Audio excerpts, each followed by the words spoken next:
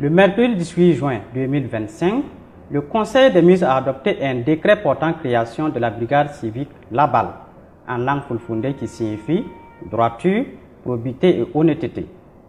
Placée sous l'autorité du ministère de la Sécurité, elle est sur le terrain et ses actions sont saluées. Mesdames et messieurs, bonjour et bienvenue à cet entretien exclusif. Nous recevons pour vous le lieutenant Cabré Franck Octave, commandant de la brigade Labal. Bonjour. Oui, bonjour. Mes vœux les meilleurs. Merci, bonne année 2026 à tous. Merci. Pouvez-vous nous présenter la brigade Labal? Alors, comme vous venez de le dire, la brigade Labal, c'est un instrument de, répression de tout ce qui est acte d'indiscipline, d'incivisme, qui vise donc à promouvoir la droiture, la probité, l'honnêteté, pour reprendre vos propres mots. Donc on va dire que c'est une brigade civique pour l'ordre et la discipline, comme le décret l'a dit. Et cette brigade a vu le jour le 7 août 2025. Voilà, de façon ramassée, c'est ce qu'on peut dire sur la brigade Labal. Quelles sont les opérations que vous avez pu mener depuis la création de cette brigade?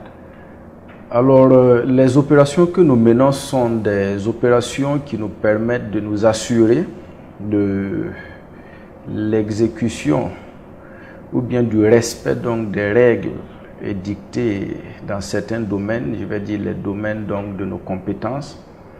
Et en ces termes, je vais citer l'ordre public, la tranquillité publique, la sécurité routière, la discipline dans les espaces publics, la salubrité, l'hygiène, le civisme, la citoyenneté, le respect donc des symboles nationaux de l'autorité d'État et récemment donc la répression de tout ce qui est fraude et tout ce qui est illégal, si je peux me dire.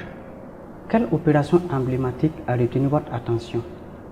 Alors, les opérations qui ont retenu notre attention au cours de cette année 2025 sont notamment l'opération de Hamdalaï pour le désencombrement et la salubrité. Nous pouvons aussi parler de l'opération Ladeli qui visait donc à éjecter du marché de Sankariare tout ce qui est produit prohibé et de lutter avec la consommation de tout ce qui est substance prohibée. Nous pourrons également citer en cette année 2025 les opérations donc de salubrité à la maternité de Pogbi, au CMA donc de Pissi. Nous pourrons également parler des opérations donc de sensibilisation sur la nécessité de pose de pavés à projet Zaka, la sensibilisation donc aux populations donc du quartier de Wayalguin et j'en passe. Mais c'est des opérations qui ont eu de très bons résultats. Et voilà pourquoi donc ces opérations-là ont retenu notre attention, sans oublier bien sûr la réglementation des prix de parking dans certains espaces. Alors, nous avons aussi vu les citoyens en infraction font des travaux d'intérêt communautaire. Ainsi, quel type de travaux font-ils? Alors, pour ce qui est des travaux d'intérêt communautaire à notre niveau, nous allons parler de nettoyage, d'assainissement donc de certains espaces publics que nous ciblons pour le bien donc des populations. Nous allons parler de curage de caniveaux accentué dans certaines zones pour réduire, sinon éviter les inondations en saison pluvieuse. Nous allons parler de la confection des pavés pour soutenir donc l'initiative présidentielle face au Mebo et aussi de la pose des pavés et de l'embellissement donc des villes.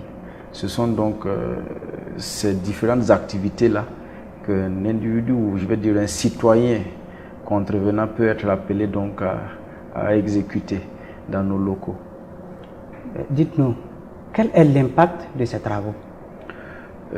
L'impact de ces travaux,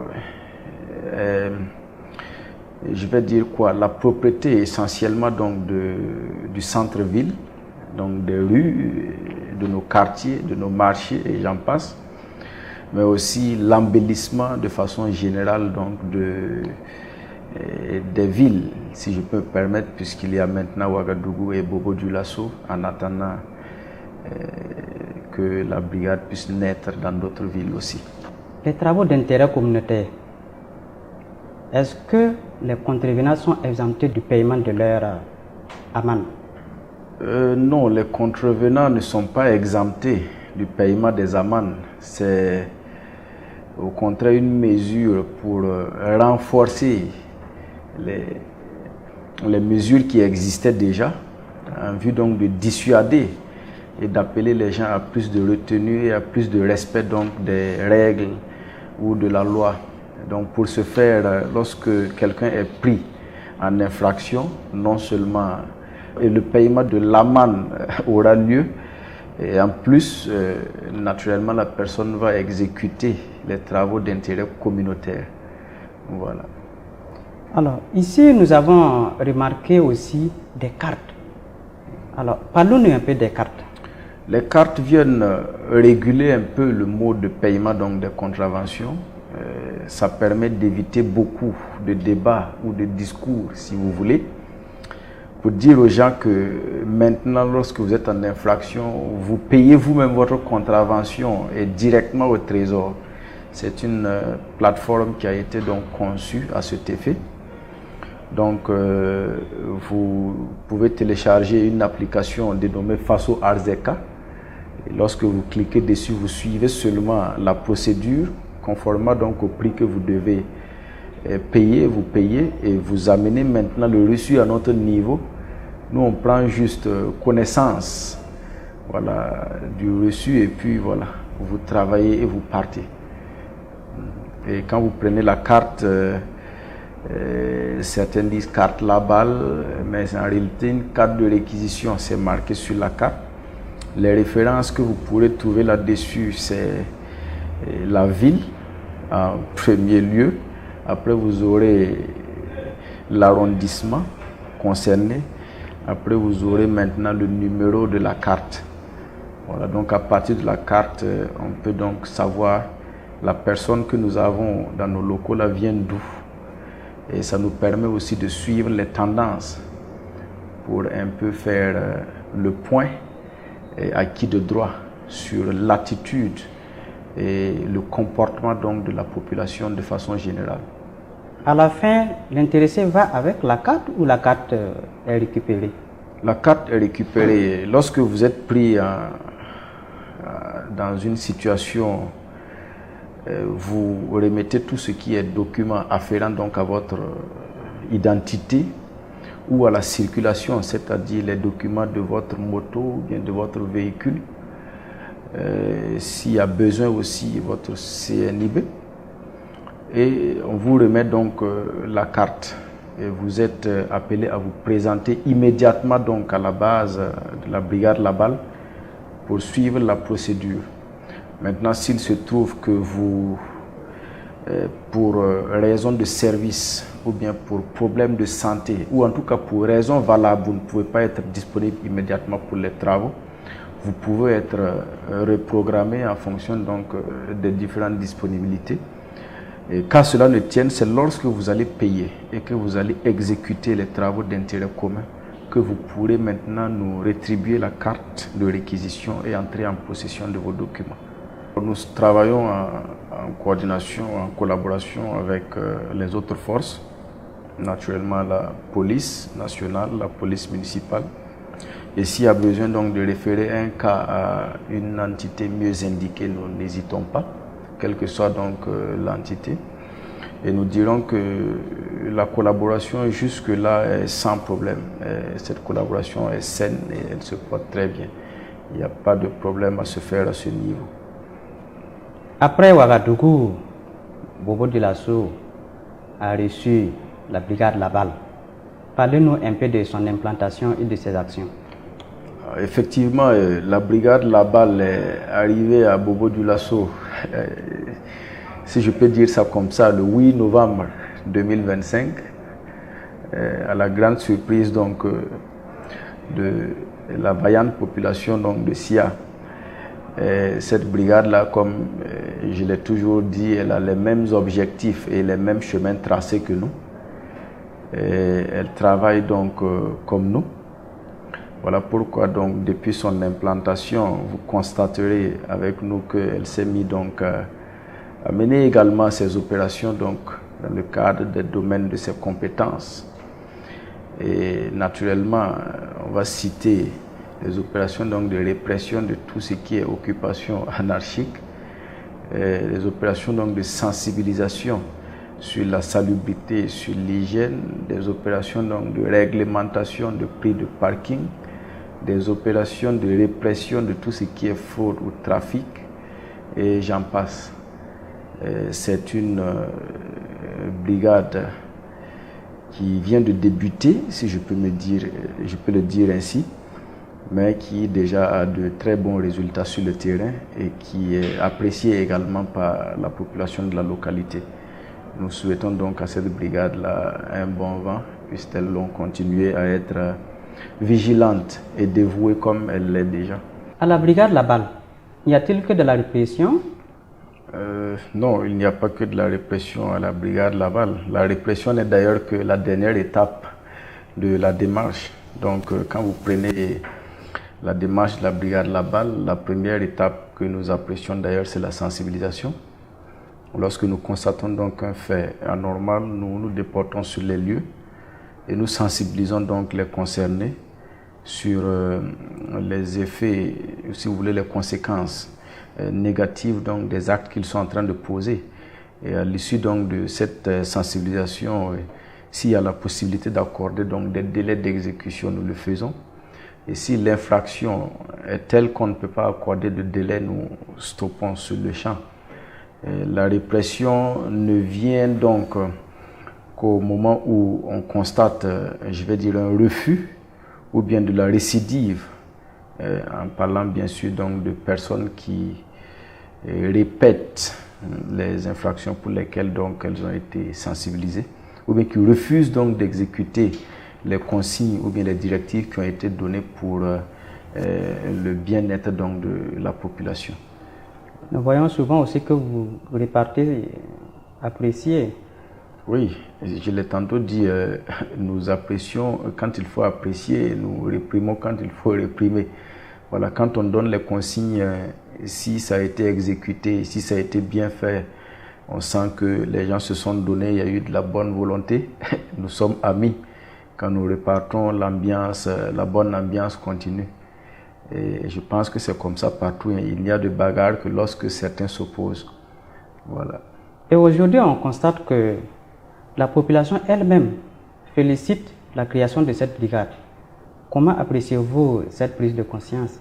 Alors nous dirons merci à la population. Nous parlons ici de la population consciente et de la population qui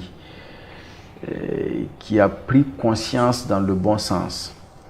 Parce que vous voyez la prise de conscience dont vous parlez là, il y a des gens qui font semblant de comprendre, qui apprécient, qui applaudissent parce qu'ils n'ont pas encore été touchés par les faits.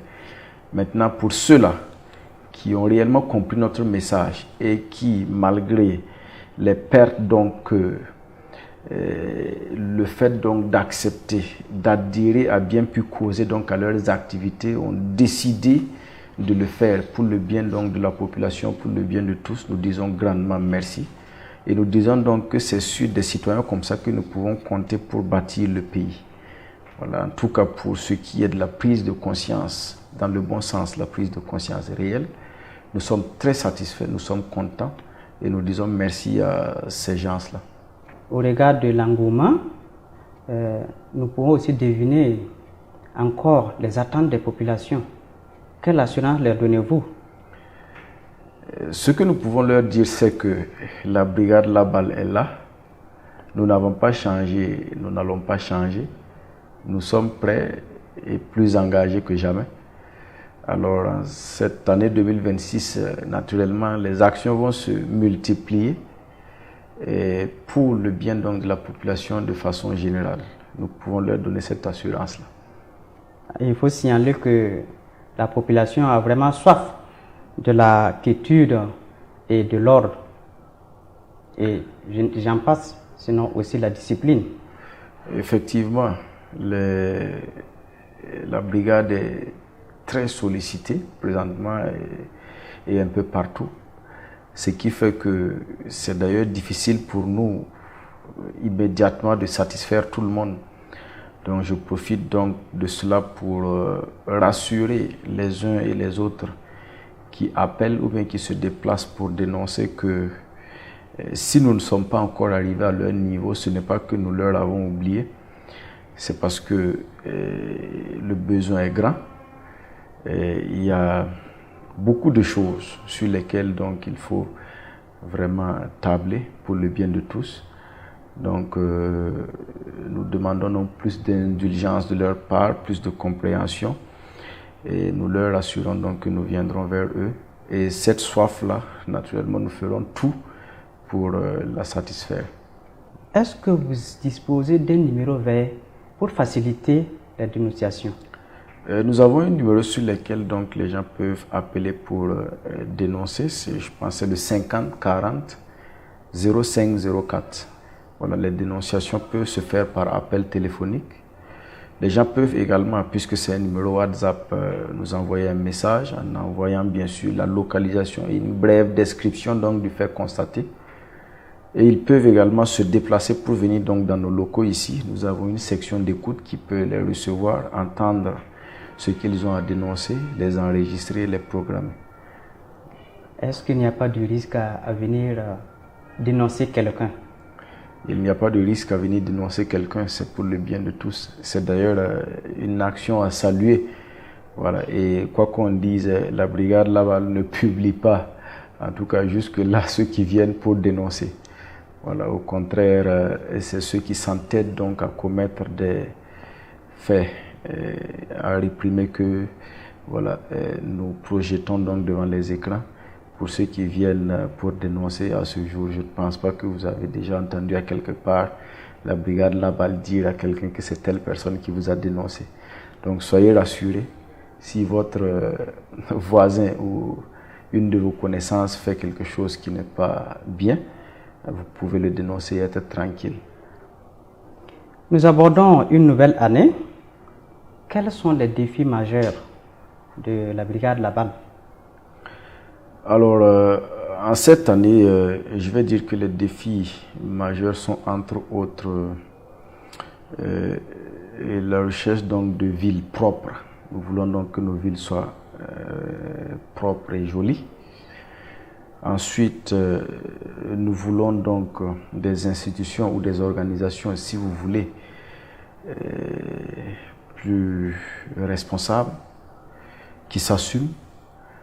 Et après tout cela, nous allons nous donner pour objectif donc d'amener la population à être plus consciente, plus engagée, plus disciplinée et plus patriote.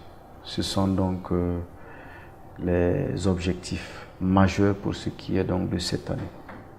Ok, nous tirons vers la fin. Alors, votre appel à l'endroit de la population? Alors, nous allons appeler la population burkinabé, comme j'ai l'habitude de le dire à chaque fin de propos, à plus de responsabilité.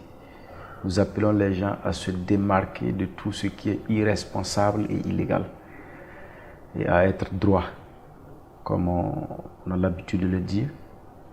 Nous les appelons aussi à démontrer plus d'amour envers donc le pays, la nation, le Burkina Faso, et cela dans tout ce qu'ils font, dans tous les actes qu'ils posent et partout où ils iront. Voilà, je pense que avec une population engagée, responsable, patriote, qui démontre donc son amour vis-à-vis donc de la nation, et qui, bien sûr, respecte l'intérêt général en vue donc d'une meilleure cohésion sociale, nous pouvons espérer un Burkina Faso meilleur dans des délais plus proches. Pour ceux qui nous suivent, vos vœux de nouvel an? Alors, je souhaite à toute la population du Burkina Faso, au vaillant peuple révolutionnaire donc, du Burkina Faso, une bonne et heureuse année 2026. Que cette année soit pour nous une année de paix pour notre nation, une année donc de cessation de la guerre que nous menons depuis de longues années. Je souhaite également que cette année soit pour nous une année de véritable développement et une année donc de joie et de bien-être pour la population. Merci. Mesdames et messieurs, merci pour votre fidélité. Au revoir et à bientôt. Brigade Labal, un instrument civique de régulation sociale au service de la refondation nationale.